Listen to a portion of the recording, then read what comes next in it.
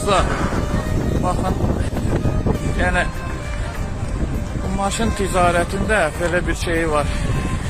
Ziyanı olanda da güclü ziyan olur. Bu hələ o boyda yol gəldi.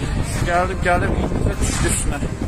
Texnikanın belə deyim problemi, yoxsa boşaldan sürücü səhvi, maşın hələ yaxşı qutardı. Oturdu damın üstünə.